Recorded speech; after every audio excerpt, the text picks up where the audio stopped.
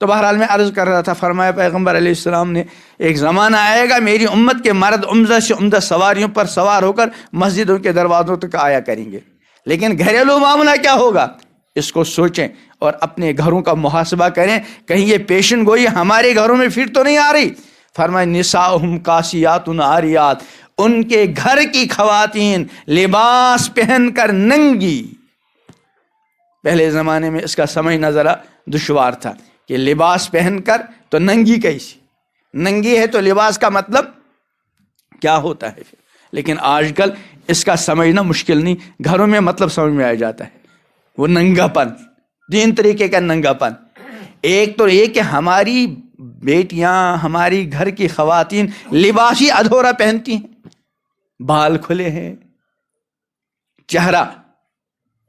جو خوبصورتی کے لیے مرکزی مقام ہے وہ کھلا ہوا ہے، جو چاہتا ہے ہماری اس بیٹی کو دیکھ کر آنکھ کی بدکاری میں مبتلا ہوتا ہے۔ حدیث میں ہے نا العینان تزنیان وزناہما النظر، آنکھیں زنا کرتی ہیں اور آنکھوں کا زنا کیا ہے، دیکھنا۔ جو بھی اس بیٹی کو دیکھتا ہے، اس کے چہرے کو دیکھتا ہے، تو گویا کہ وہ اس کے ساتھ آنکھ کی بدکاری میں کیا ہوتا ہے، مبتلا ہوتا ہے۔ وہ کتنا بے غیرت باپ ہے، کتنا بے غیرت شوہر ہے کہ جو چاہتا ہے اس کی بیوی کو دیکھ کر آنکھ کے زنا میں مبتلا ہوتا ہے، جو چاہتا ہے اس کی بیٹی کو دیکھ کر آنکھ کے زنا میں مبتلا ہوتا ہے۔ یہ غیرت ہے کہ بے غیرتی؟ انتہا درجے کی بے غیرتی، جو ایک مسلمان کو زیب نہیں دیتی بے غیرتی، مسلمان باغیرت ہوا کرتا ہے۔ تو فرمایا نساؤہم کاسیات عاریات، ان کی گھر کی خواتین ننگی، تو ایک ننگا پن یہ کہ لباس ہی ادھورا، اور دوسرا ننگا پن یہ کہ لباس اتنا باریک کہ جسم کی کھال تک نظر آئے، اور سب سے بڑا ننگا پن یہ کہ لباس اتنا چست کہ جسم کی ساخت اور جسم کی بناوٹ ابھر کر آتی ہے، یہ ننگا پن ہے۔ فرمایا نساؤہم کاسیات عاریات، ان کے گھر کی خواتین لباس پہن کر ننگی، اور اتنا ہی نہیں بلکہ فرمایا مائلات، ادھر ہی سے دوسروں کی طرف مائل ہونے والیاں، اور ممیلات، اور دوسروں کو اپنی طرف، یہ اس سے زیادہ مائل کرنا کیا ہوگا کہ ہماری بیٹی فیشنی اور پرکشی لباس پہن کر بلا پردہ گھر سے مختلف کاموں سے نکلتی ہے، تو یہ تو اپنی طرف مائل کرنا ہی ہوا، ورنہ تو شریعت کا حکم،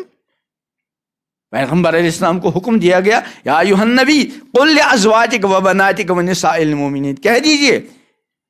اپنی ازواج مطہرات کو، اپنی صاحبزادیوں کو، ایمان والی خواتین سے، یدنین علیہن من جلابیبہن، اپنی جلباب چادر کا کچھ حصہ نیچے کو سرکایا کریں، ذالک ادنی ان یعرفن، اس سے جلدی پہچانا جائے گا۔ میں گزارش کیا کرتا ہوں، ایک ہماری وہ بیٹی جو بے پردہ نکلتی ہے، اور ایک وہ بیٹی جو پردے کے ساتھ نکلتی ہے، پہچانا کس کو جائے گا؟ پردے والی کو کہ بے پردہ کو؟ لیکن قرآن کیا کہتا ہے؟ ذالک ادنی ان یعرفن، اس کو جلدی پہچانا جائے گا۔ کیا مطلب؟ پہچانے کے دو مطلب، ایک یہ کہ ہماری وہ بیٹی جو بے پردہ ہو کر نکلتی ہے، یہ پہچانا جائے گی اس کی عمر کیا ہوگی، صورت کیسی ہے، قد کیسا ہے، اور اگر کسی جان پہچان والے کی ہوگی تو کس کی بیٹی ہے، کس کی بیوی ہے۔ اور قرآن نے جو یہ فرمایا کہ پردے والی جلدی پہچانی جائے گی، یعنی اس کے بارے میں یہ پہچانا جائے گا یہ کسی بے غیرت باپ کی بیٹی، بلکہ کسی باغیرت باپ کی باغیرت بیٹی، باحیا باپ کی باحیا بیٹی۔ ذالک ادنی ان یعرفن فلا یؤذین، اس کو ایذا نہیں دی جائے گی، اس سے چھیڑخانی نہیں کی جائے گی، اس کا انتظار نہیں کیا جائے گا، اس کا موبائل نمبر حاصل کرنے کی کوشش نہیں کی جائے گی، کیونکہ اس کا لباس ہی بتا رہا ہے یہ کسی شریف خاندان کی لختی جگر ہے۔ تو میں عرض کر رہا تھا کہ اس وقت جو ماحول بنا ہوا ہے وہاں شادی شدہ کے لیے سنبھلنا مشکل،